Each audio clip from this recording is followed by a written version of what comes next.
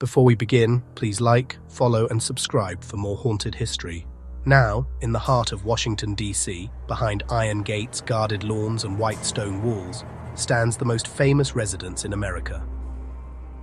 The White House has been home to presidents, first families, wartime decisions, political triumphs, national tragedies, and private grief.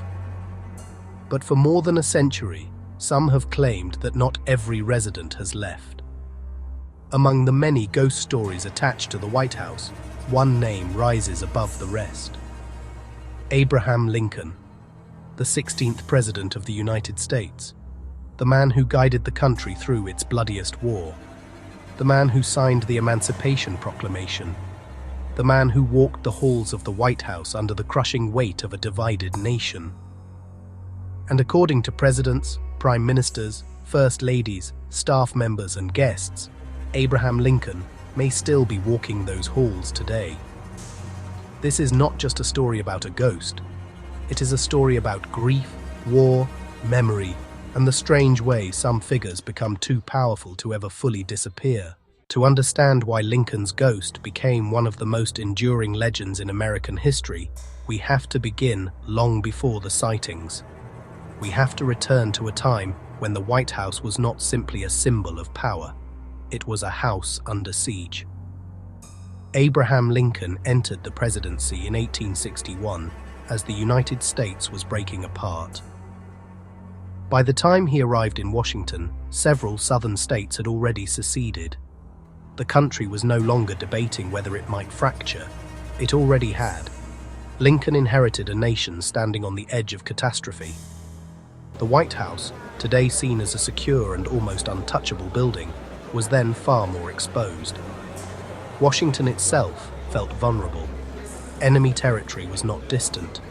Confederate forces were close enough to threaten the capital, and the city filled with soldiers, wounded men, spies, politicians, grieving families, and rumors. Inside the White House, Lincoln carried the strain of the Civil War almost visibly. He was known for his height, his solemn face, his deep-set eyes, and his melancholy. Even those close to him noticed that he seemed haunted long before anyone claimed to see his ghost. He worked long hours. He read military reports. He met with generals. He received letters from mothers begging for the lives of sons sentenced to die. He visited hospitals where young men lay broken by battle. He watched the casualty lists grow longer and longer. Every decision seemed to arrive with a human cost. But Lincoln's suffering was not only political, it was also personal. In February of 1862, while the Civil War raged, Abraham and Mary Todd Lincoln lost their 11-year-old son, Willie. Willie had fallen ill, likely from typhoid fever, and died inside the White House. The death devastated both parents. Mary Todd Lincoln was consumed by grief. Lincoln, already burdened by the war, was shattered. Those who saw him afterward described a man deeply wounded. He reportedly returned again and again to the room where Willie had died, unable to separate the duties of the presidency from the unbearable pain of fatherhood. The White House became more than a workplace. It became a house of mourning. Some historians believe Willie's death marked one of the darkest emotional periods of Lincoln's life. He had already known loss before. He had lost his mother as a child. He had lost another son, Eddie, years earlier. But Willie's death happened in the center of national crisis, inside the executive mansion, while the country itself was tearing apart. It is no wonder that spiritualism, seances, dreams, and signs from the dead gained a place in the Lincoln White House. Mary Todd Lincoln was deeply interested in spiritualism, a movement that had become popular in the 19th century. Many Americans, surrounded by death from war and disease, turned to mediums in hopes of contacting lost loved ones. The Lincolns reportedly attended seances, and Mary sought comfort in the possibility that Willie was not truly gone. Whether Lincoln himself believed fully in spiritualism is still debated, but he was known to be fascinated by dreams, omens, and unexplained feelings. He once described a dream that seemed to trouble him deeply. According to accounts, Lincoln dreamed he walked through the White House and heard mournful crying. When he entered the East Room, he saw a covered corpse guarded by soldiers. In the dream, he asked who had died. The answer came back: the president. Not long afterward, Lincoln was assassinated. On April 14, 1865, just days after Confederate General Robert E. Lee surrendered at Appomattox, Lincoln attended a play at Ford's Theater. The war was nearing its end. The country was exhausted, wounded, and uncertain. For the first time in years, there was a glimpse of peace. That night, John Wilkes Booth entered the presidential box and shot Lincoln in the back of the head. The president was carried across the street to the Peterson House, where he died the next morning. He was 56 years old. With his death, Abraham Lincoln moved instantly from president to martyr. The man who had carried the Union through civil war was gone just as victory arrived. His body lay in state. His funeral train traveled through cities and towns. Crowds gathered in silence to witness the passing of the man many believed had saved the nation. But legends rarely end at the grave, and Lincoln's did not. Over time, stories began to circulate that Abraham Lincoln had returned to the White House, not as a symbol, not as a portrait, but as a presence. The most famous location connected to Lincoln's ghost is the Lincoln bedroom. Despite the name, Abraham Lincoln did not use it as his bedroom. During his presidency, the room served as his office and cabinet room. It was there that Lincoln met with advisors, worked through military strategy, and signed documents that reshaped the country. In later years, the room became known as the Lincoln bedroom, filled with artifacts and associations tied to his memory. And according to legend, it became the place where the past seemed most unwilling to stay buried. One of the most famous alleged encounters involved Grace Coolidge, wife of President Calvin Coolidge. Grace Coolidge reportedly claimed to have seen Lincoln standing at a window in the Yellow Oval Room, looking out toward the Potomac. The image was striking. The tall, somber figure of Lincoln, hands behind his back, gazing silently across the city, as if watching over the country he once fought to preserve. The story captured the public imagination because it fit the way Americans already pictured Lincoln, not as a restless spirit raging through the halls, but as a sorrowful guardian, a man still thinking, still waiting, still carrying the burden of the nation. Another widely repeated story involves Queen Wilhelmina of the Netherlands. During a visit to the White House, she was said to have been awakened by a knock at her door. When she opened it, she reportedly saw Abraham Lincoln standing in the hallway, wearing his familiar black coat and stovepipe hat. According to the legend, the sight overwhelmed her, and she fainted. Whether the story has been embellished over time or not, it became one of the defining tales of Lincoln's ghost because of who it involved.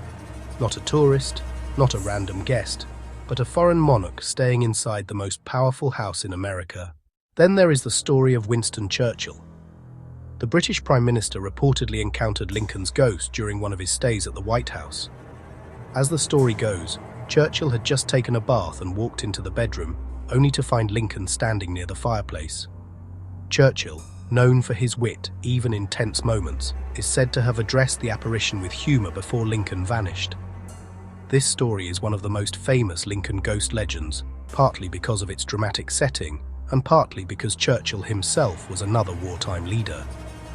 Like Lincoln, Churchill carried the pressure of a nation at war. The idea that these two figures, separated by time but connected by crisis, briefly occupied the same haunted room is almost too powerful for legend to resist. But the reported sightings were not limited to famous visitors. White House staff have also been part of the legend.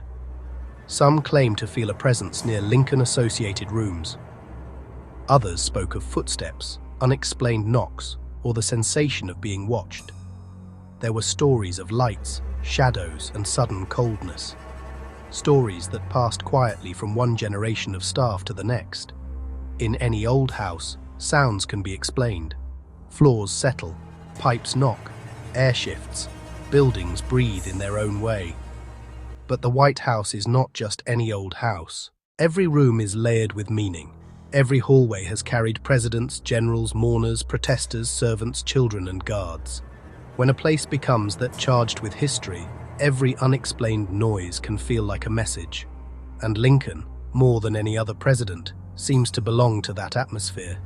He lived in the White House during one of its most traumatic eras. He lost a child there. He made life and death decisions there. He dreamed of death there. He left one evening for Ford's Theatre and never returned alive. If any figure would become attached to the building in the American imagination, it would be him. But Lincoln's ghost story also reveals something deeper about the country itself. Ghosts are rarely just about the dead. They are often about what the living cannot resolve. Abraham Lincoln's presidency was defined by unresolved tensions: slavery, union, freedom, violence, forgiveness, punishment, national identity, and the meaning of America itself. His assassination froze him in time. He did not grow old. He did not retire. He did not write memoirs. He did not guide Reconstruction to its conclusion. He was taken at the exact moment when the country most needed to decide what healing would look like. Because of that, Lincoln remains unfinished in the national memory. He is remembered as both man and myth, a real politician with flaws, ambitions, doubts, and contradictions, and a near-sacred figure whose death became part of America's moral story. The ghost of Lincoln stands at the intersection of those two versions. The human Lincoln suffered inside the White House. The mythical Lincoln never truly left it. The legend grew because people wanted to believe that he was still there somehow, still watching over the Republic, still present in moments of danger. During the Great Depression and World War II, stories of Lincoln's ghost seemed especially powerful. The nation was again under strain. Presidents and visitors facing crisis may have found comfort, fear, or meaning in the idea that Lincoln's spirit remained nearby. Franklin D. Roosevelt, who led the country through economic collapse and global war, worked in a White House where Lincoln's presence was often discussed.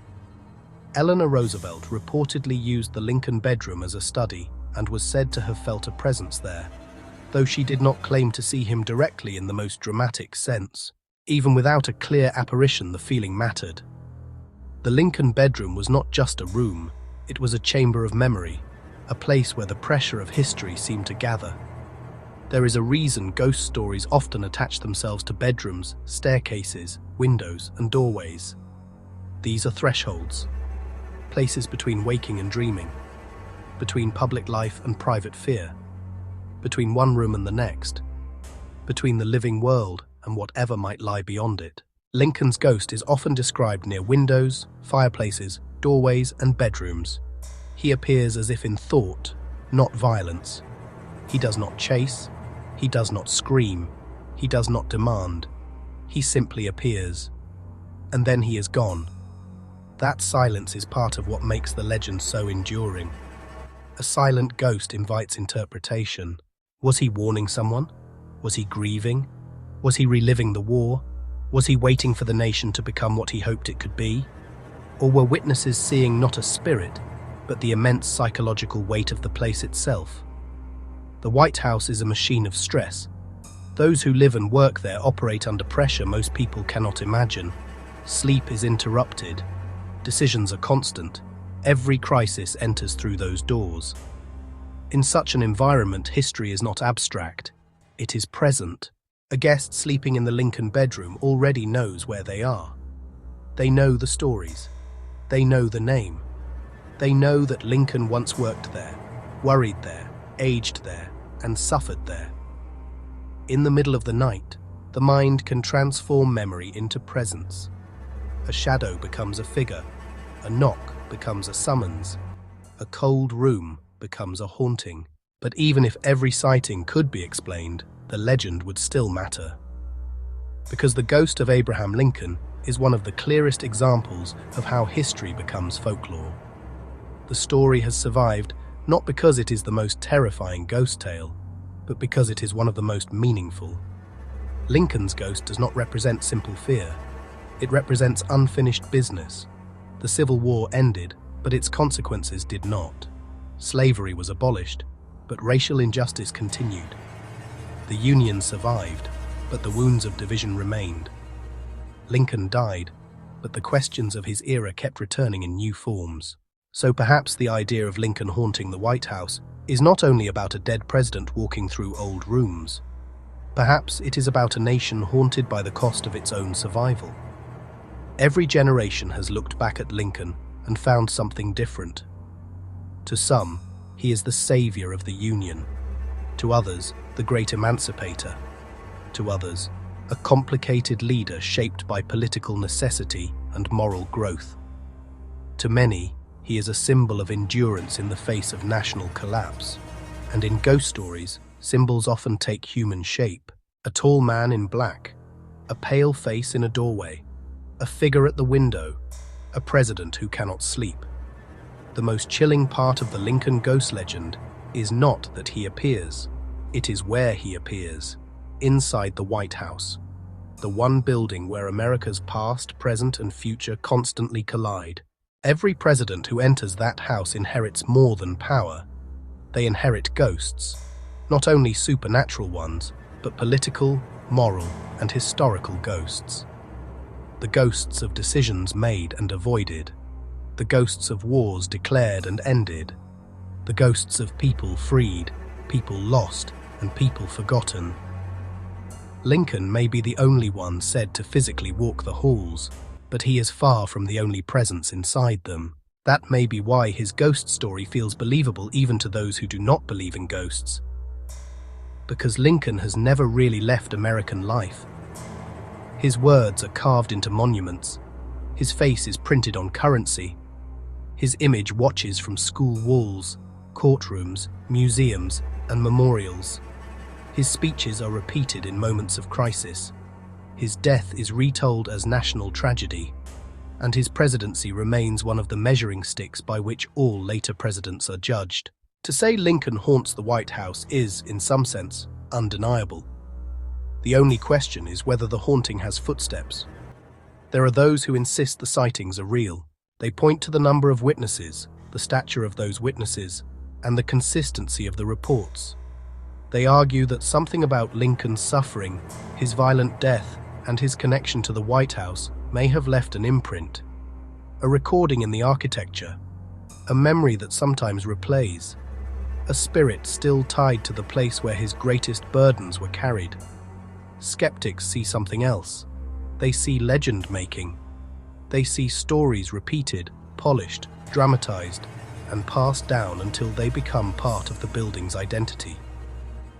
They see the power of suggestion, the stress of the White House, and the human tendency to find patterns in darkness. But between belief and disbelief lies the real power of the story. Because the ghost of Abraham Lincoln does not need to be proven to be influential. It already is. It shapes how people imagine the White House. It adds mystery to history. It turns political memory into something intimate and eerie. Instead of seeing Lincoln only as a statue, we imagine him as a man still moving through rooms, still carrying sorrow, still pausing at windows long after midnight. That image is difficult to forget. A house can be renovated, furniture can be moved, rooms can be renamed, administrations can come and go, but some presences remain. And Abraham Lincoln's presence inside the White House may be the strongest of them all. Not because he was perfect, not because his life was simple, but because he belonged to a moment when the entire country seemed close to death. He presided over a nation at war with itself. He endured personal loss under public scrutiny. He became a symbol before he had time to become an old man. And then he was murdered at the edge of peace. That is the kind of story that does not fade easily. It lingers. It attaches itself to places. It waits in rooms. It becomes a whisper passed from one generation to the next. Maybe the ghost of Abraham Lincoln is the spirit of a president who never found rest. Maybe it is the memory of a grieving father trapped in the house where his son died. Maybe it is the echo of a nation's trauma, given the shape of the man who carried it. Or maybe it is simply what happens when history becomes so heavy that people begin to feel it standing beside